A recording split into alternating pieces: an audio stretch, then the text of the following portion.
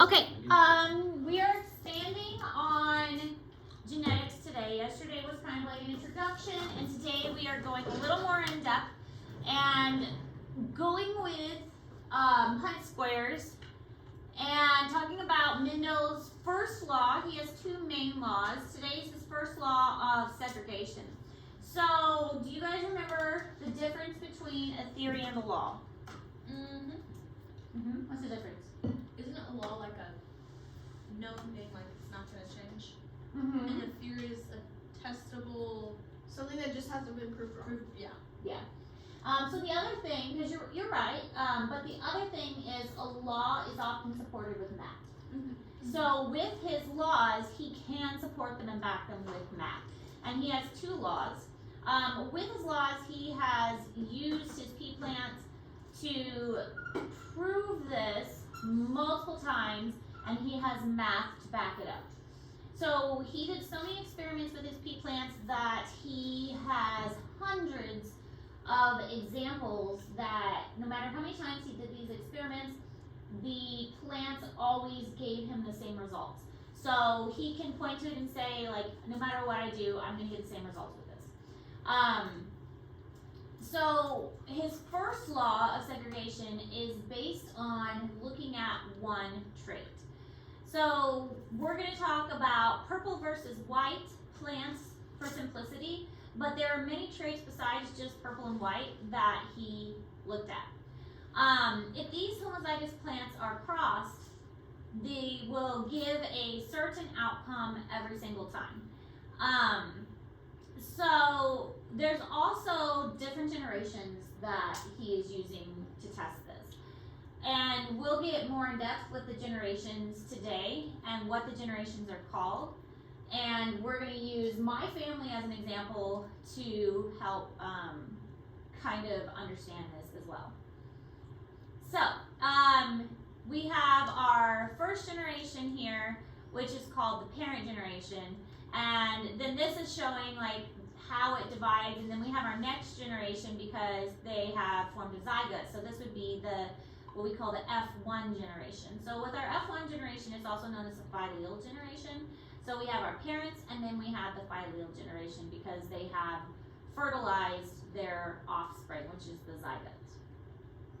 All right, so we do our Punnett square, and what Mendel noticed is that we have white plants, and we cross them with a purple plant, and in this first filial 1 generation, the white disappears completely. So all of the offspring were purple. Now, he didn't really understand at the time why this was happening. He didn't know that what was going on was that the white were recessive, and the recessive were being hidden by the more dominant purple. And the allele for white was still there. It was just being overridden by the dominant purple.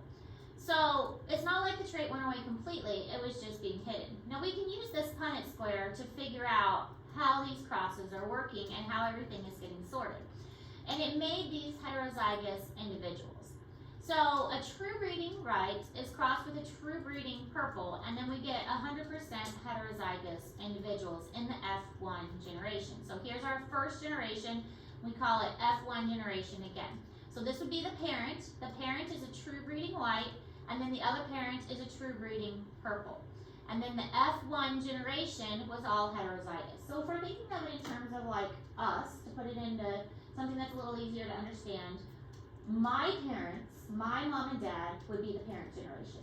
I am the F1 generation, and my children would be the F2 generation. Does that make sense? Okay.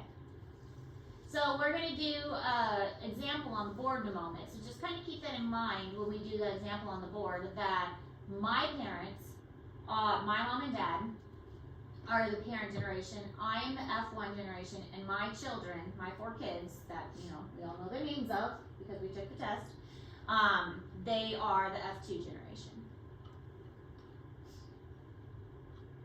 Do you guys remember the names? Avery, Braxton. Mm-mm. No, Daxton. That's Bryson. Bryson and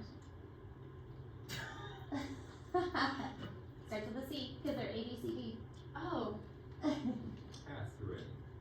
It starts with this. I have 3 boys. Caden? Casein is spelled with a C? C-A-Y-S-O-N. I've only ever seen casein spelled with a K. No, it's C-A-S-O-N. And they all have an A and a Y in their name. So their names look really cool when you spell them out. C-A-Y-S-O-N. Because I know our last name has an A and a Y. So That's it's really cool. A lot of thought was put into it. And Daxton is spelled D-A-X-T-Y-N. And Bryson is B-R-Y-S-A-N. So he's very thoughtful. Very thoughtful. Anyway, alright, so we all know how the Punnett square works and how you cross with the Punnett square. So we'll skip that. And these videos are really long, so we're going to skip the videos. Alright, so a test cross. A test cross is a very important idea that if you do not know what an individual's genotype is, you can actually figure out what the genotype is if you cross it with a recessive. So the best way to explain this, because it sounds kind of confusing, is to give you an example. Because we unintentionally did a test cross with my children. So here's how this works. Are you guys familiar with blood types? Yeah, A, B, O negative, or O blood types? Okay. I think I'm A negative. Yeah, I am O negative. I get calls all the time, like literally 5 calls a day. Yeah. My sister, I think, has that blood type, and she got donated blood once, and she's been getting spammed ever since. Because O negative is the universal donor, everybody wants my blood, like constantly, literally like 5 times a day. You see me like hang up my phone all the time. It's because they want my blood. So O negative is the universal donor, but O is a recessive trait. So that means that the only way I can have O blood is if I have 2 O alleles. That's the only way the O blood will show up. Now I know for sure, so this is me with my 2 O alleles, okay? It's recessive. I know my mom is also O negative, okay? So my mom also has the 2 recessive alleles. The only way I can get O blood is if my dad had an O allele too. So I know for a fact my dad had A blood, but my dad had to have AO in order to get the allele. So I know, because I'm one of 5, the combination of my siblings worked out like something like this. So my mom was O, and my dad was AO. So it was something like this, AO and O. For our family, it was about half and half. One of my brothers was O positive, my sister is like A positive, and I have another sibling that's like A positive. But my siblings are A positive because they have this combination, okay? I am the only one that's O negative of the 5 of us, but there's another O positive in there. So we're about like half and half, okay? Because my dad was AO. Make sense? So this was accurate for our family. The kids were about half O and half A, okay? So it goes to reason that for me, I can only give an O allele to my children. However, Mr. Ayers is also A. We're just gonna call him Mr. for this experiment. But we don't know, Mr. Ayers, if he is AA or AO. We don't know, all right? We know this is what my dad had to be in order for me to be O. But we don't know which one Mr. Ayers is. But I know that this is all I had to give my children. This is all I got. So I am giving this to my kids regardless, because that's all I got. Everybody with me so far? Okay?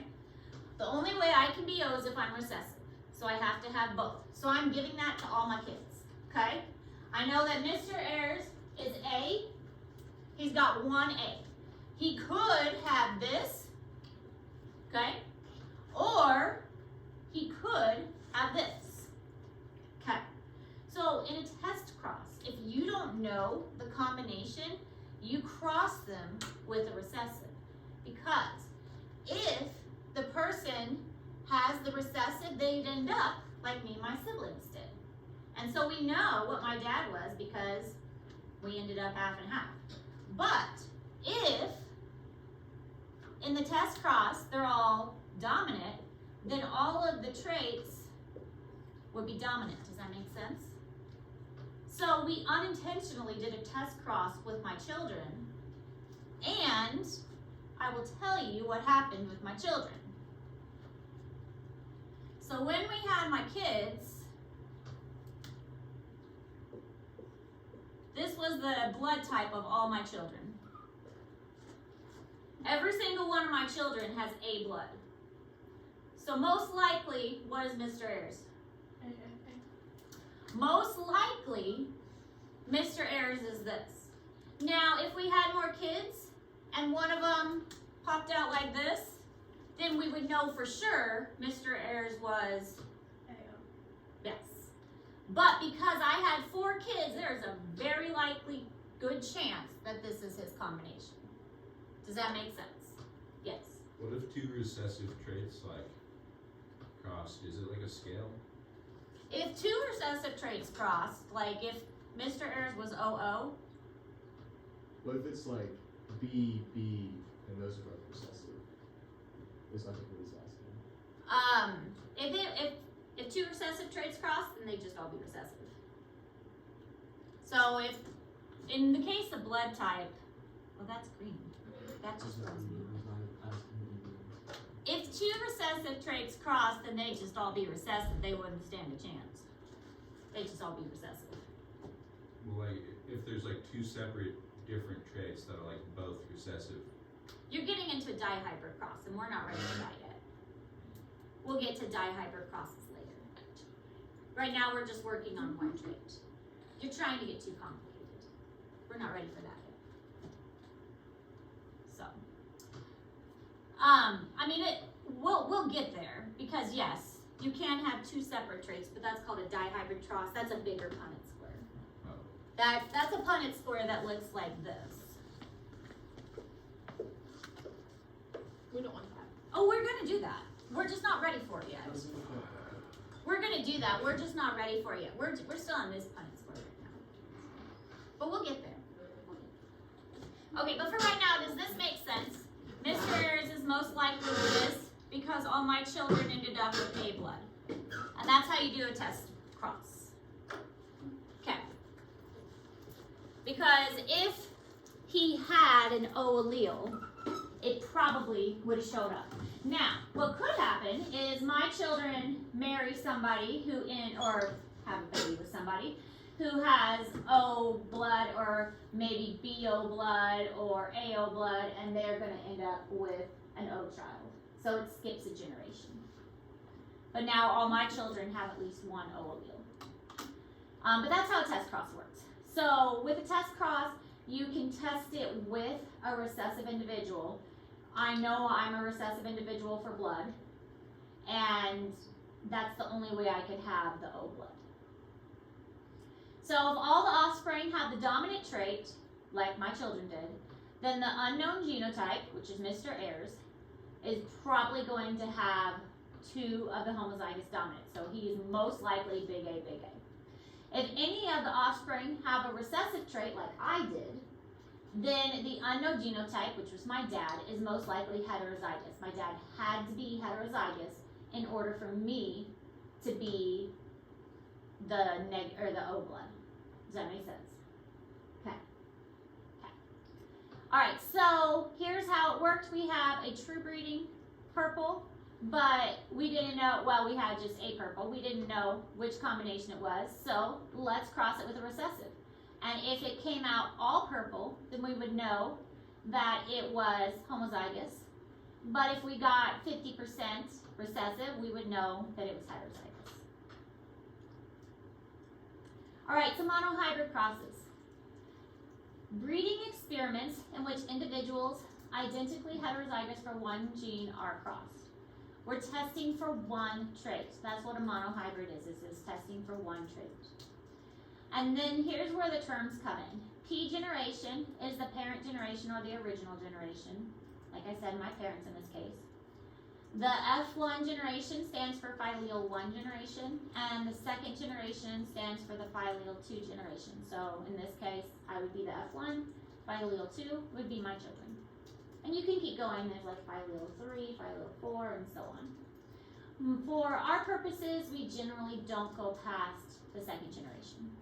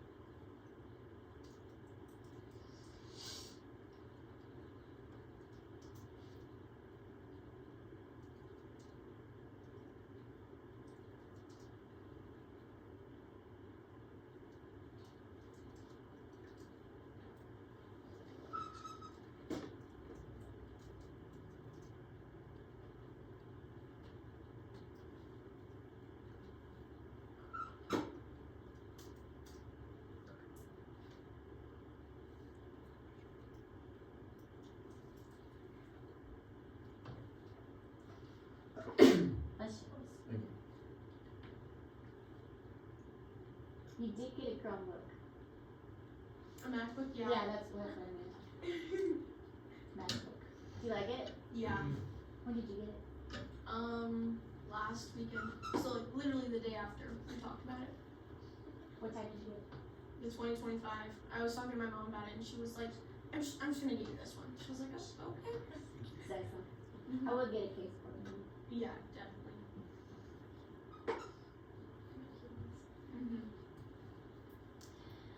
Okay, so tall, dwarf, crossed, and then you get a heterozygous. So here's our F1 generation. It just got really cold. Did I lose my heat? Why am I suddenly really cold? So then you get a tall, which is the heterozygous. So you've lost the recessive trait, and really the recessive trait is still there. It's just hidden by the dominant allele. And then you cross that one, which I don't recommend because they're basically crossing siblings here. So they have crossed it's called selfing. So they took two of these, which again, basically siblings, and interbred them and crossed two of the heterozygous, and then they get a different combination. But what we see happen is that recessive trait is going to come back. So we have a homozygous dominant, two heterozygous, and then we have a homozygous recessive. So the homozygous or the short plant does come back in this example. So Mendel did this with so many different traits because, again, this is why pea plants are so excellent for this. There's so many so many traits that are monohybrid, that are just one example of a gene. So round versus wrinkled, yellow versus green, smooth versus wrinkled, green versus yellow. So each one of these is coded for by just one gene. We were talking about purple versus white, but we can also look at a tall plant versus a short plant, or if the seed was green or if the seed was yellow. This is just one trait that he could check for. And he did that, and every single time he did that, he noticed the same results. It was always the same results. He took a true breeding round and a true breeding wrinkled, and then he crossed them, and the recessive wrinkled disappeared in that first F1 generation. But then he took those F1 generations and bred them with each other, and then the wrinkled reappeared. He would get 3 dominant and 1 recessive every single time. So this one I kind of color coordinated to show you like how the combinations for the egg and the sperm would work. And oh, it really got cold. I think I lost my heat. But this showed the combinations for the egg and the sperm and how the egg and the sperm would crisscross with each other. And basically it matches up just like it does in the Punnett square. We have dominant, heterozygous, and then homozygous recessive. Now this is where I tell you to pay attention to what the question asks and whether you have a phenotype or a genotype. With the phenotype, it's looking at the color. So these are all sharing the same phenotype because they all have at least one dominant trait. And as long as they have one dominant trait, they're all going to have the same phenotype. And then you have to have 2 of the recessives in order for the recessive trait to appear. So we have a phenotypic ratio of 3 to 1. So phenotype of 3 to 1. But for a genotypic ratio, we have 1 to 2 to 1. So the phenotype and the genotype are going to have different ratios.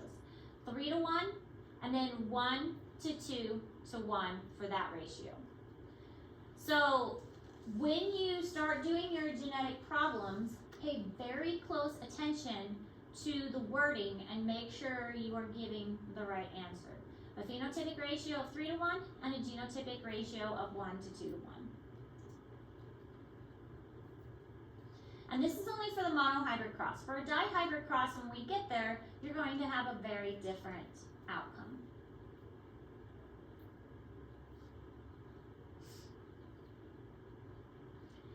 So you end up with a monohybrid cross, a ratio of 3 purples to 1 white, or 3 tall to 1 short, and that's a phenotypic ratio of 3 to 1. Or you could also say it's 75% probability of having purple flowers phenotype.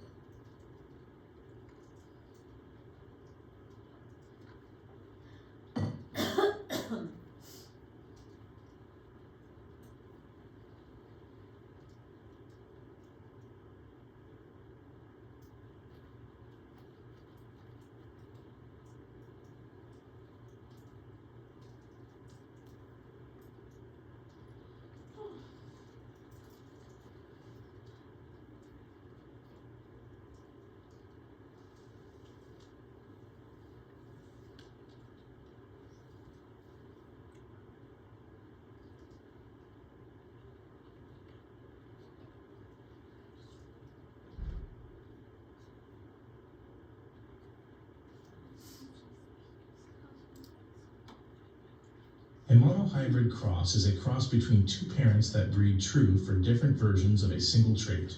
In this example, that trait is flower color. The allele that specifies purple flowers is dominant over the allele that specifies white flowers. The purple flowered plant has two dominant alleles at the locus that governs flower color. It will produce only gametes that carry these alleles. The white flowered plant has two recessive alleles at the locus that governs flower color. It will produce only gametes that carry these alleles. We can use this Punnett square to predict the probable gamete combinations and genotypes of the offspring. This shows the predicted first generation, or F1, genotypes. And these are the F1 phenotypes. In all offspring, the dominant allele will mask the recessive allele, and the offspring will be purple. Now suppose two of the F1 plants are crossed. Once again, we can use a Punnett square to predict the genotypes of the offspring.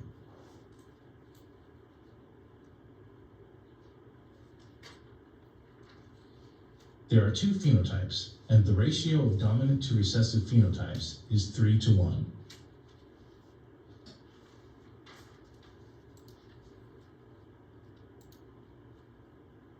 Okay, and this is just showing the same thing. So at first you have homozygous recessive, homozygous dominant, you get all heterozygous.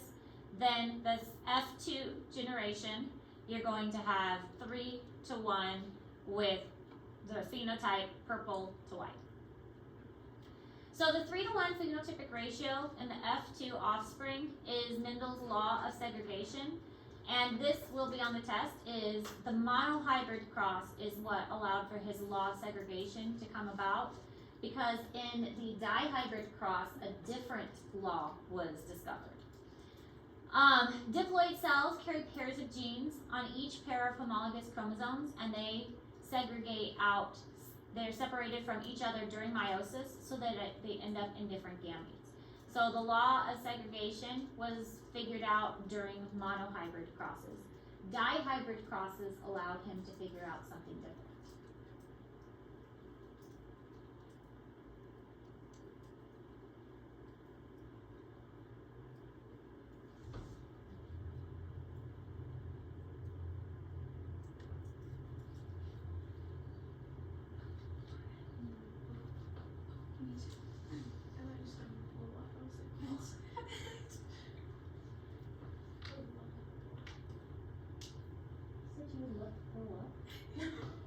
A blow pop. Oh, I was like, wait a minute, we just had this discussion the other day.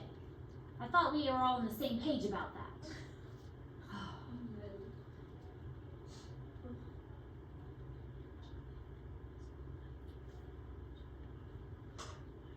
Okay, so gene pairs on one chromosome get sorted into their gametes independently of gene pairs on another chromosome. And we can predict this using the Punnett square.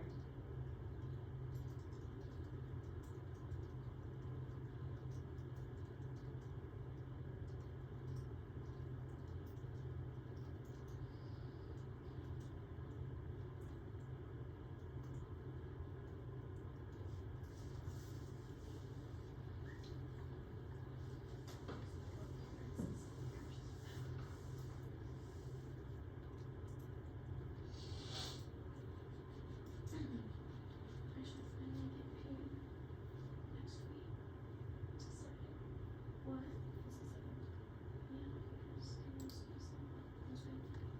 Even with only two chromosomes, there are two possible alignments of homologous chromosomes during metaphase 1. In one case, both chromosomes carrying the dominant alleles could be positioned together on the same side of the spindle equator.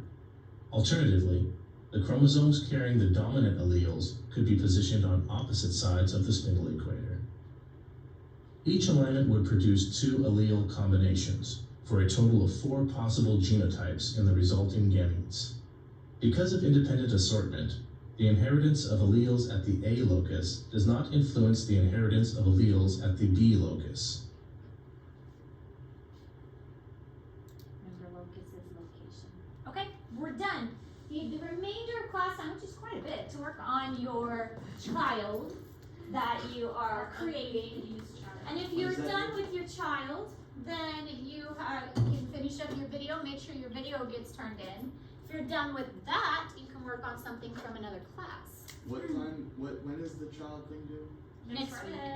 Right now. Can I Let's go to just- the library and make a movie? Yes, that's fine. If you're. Alright, so we join the That's actually. Are we more done yet? I'm done. You done? Finishing these? I'm done. So You're done?